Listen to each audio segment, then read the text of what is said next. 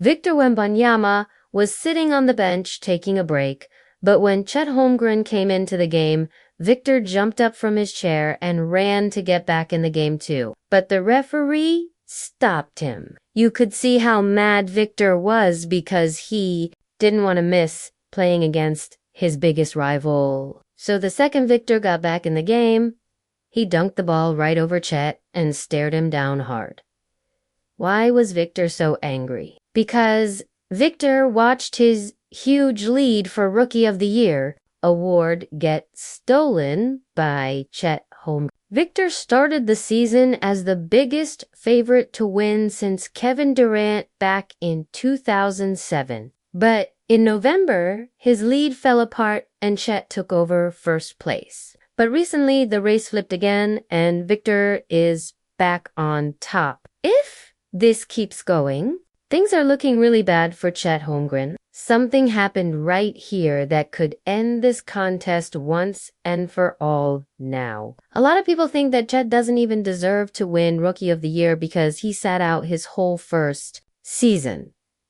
Well, sorry, that's not how it works. Both guys can still win. But you can totally see how much that year off helped him. How many rookies, especially 7-foot-tall guys, can make a clutch play like this? The turnaround shot to tie the game, and that was Chet Holmgren in just his 13th NBA game ever. Chet immediately made a young Oklahoma City team complete as a rim-protecting, three-point shooting big man. He is good playing without the ball with guys like Shai Gilgeous-Alexander and Josh Giddey. But he's also comfortable with the ball, driving to the basket or shooting threes.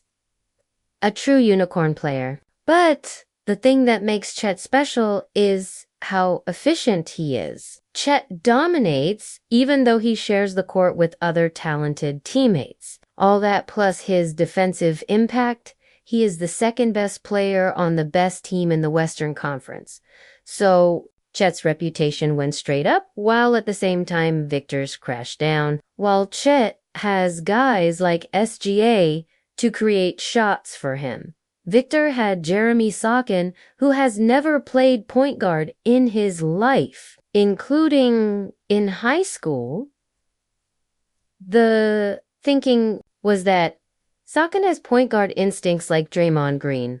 He's a good connector who makes the smart pass. So at 6'8", if you could turn him into a real point guard, it would be perfect for the modern super tall NBA.1 problem. He was terrible at point guard. Sochan had tunnel vision and constantly missed open passes to him. The roster was basically the same team that won only 22 games last year, dead last in the Western Conference. The result hurt Victor's stats badly, bad shooting, high turnovers. So the Spurs set a team record with 80 losses in a row, and in late November, Chet officially passed Victor up. People stopped paying attention to the Spurs and said Greg Popovich was ruining the #1 draft pick. Then quietly, he made a change that flipped the whole story. Of course, you know this already if you listen to the M-Hoops podcast or you're in the Discord, but here's what happened. Victor debuted as the tallest player in the NBA, but didn't want to play center. It goes back to a 2019 showcase he played in France. I had literally zero responsibility. Never had the ball. The coach played me at center.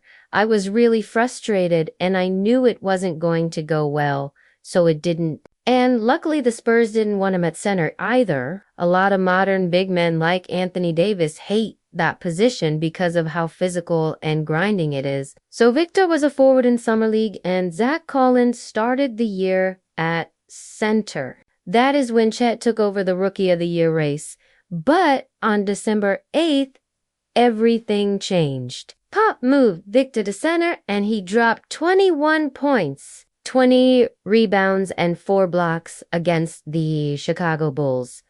At the same time, Sochan was moved off point guard, and Trey Jones got the job. Now, instead of settling for bad mid-range jump shots, Victor was getting quality shots, scoring at the rim and catching even more alley-oop passes at the basket.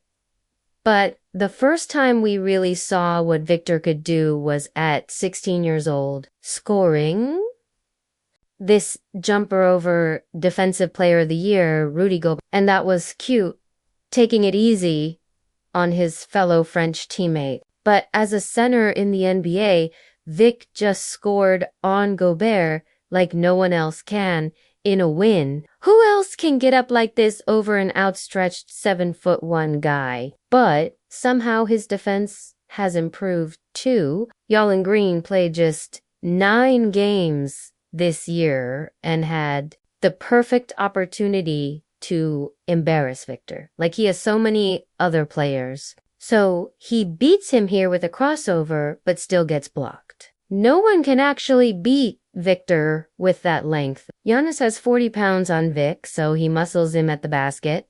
But Victor puts a paw up and stuffs the Greek freak. But this is the craziest play. He blocks 2 players at the rim like a kid on a playground. But look at this replay. He has turned around, can't even see the ball. He's about to block. So not only is he leading the NBA in blocks, but steals plus blocks combined, way ahead of number 2, Anthony Davis. Of course, Chet Holmgren is in there too, but center Victor is already in the running for Defensive Player of the Year as a rookie. And for people who say, oh, well, Joel Embiid scored 70 points against him, no. Only 16 of those points came with Victor actually guarding him. So compared to power forward Victor, center Victor is better across the board, not just counting stats. Like points, rebounds, and assists. His shooting efficiency goes way up, and it's about to get scarier. Victor injured his ankle about a month ago and has been limited to about 24 minutes a game. Now imagine what he can do playing a normal 30-plus minutes a night. If his numbers skyrocket, this race is over. It may not seem fair because Chet's playing so well on a winning team, but ask yourself, if you put Victor on Oklahoma City, would they be even better? This isn't what I think. This is what the betting odds are telling us. So he's back on top. And a big reason why was the statement he made against Chet Holmgren on national TV. Vic was on a mission to show people that Chet is not in his universe. Victor looked to score every time he matched up with Chet. Vic took just 3 threes so he could punish him in the post. Watch Vic slam on Chet's head and stare him down. But Chet refuses to react. In fact, it looked like Chet was hunting for easier matchups while Victor was hunting for Chet. The craziest moment, Vic trying to aggressively embarrass him, even though that shot was a miss. You could tell this was personal. When matched up with each other, Chet was just 2 for 4 with Victor defending. Vic was 7 for 15 against Chet. And it's not just the highlights or the stats, it's Vic's internal fire that guys like Kobe or Michael Jordan had. It's what keeps players like Ben Simmons from taking their talent to the highest level. So the very next day, even though the Spurs lost, Victor retook the lead for Rookie of the Year. Didn't matter that Oklahoma City won, Victor won the head-to-head matchup.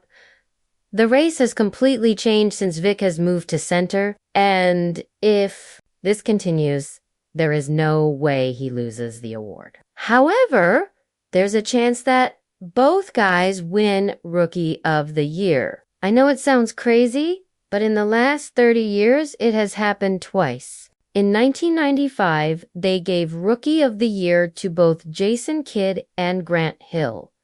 Then in 2000, Steve Francis and Elton Brand. Those races were so close they finished tied in votes. Since then, the NBA has changed to a point system. So even though it's more unlikely, it could still happen. So Victor has the edge right now for a reason, even though his team is losing, and it looks like he'll win the award unless there's some injury. Tell me what you think in the comments. But How crazy would this team look with Trae Young on it? There are rumors that Trae actually wants to be in San Antonio. I know it sounds impossible, but there is a good reason to believe that rumor is actually 100% real.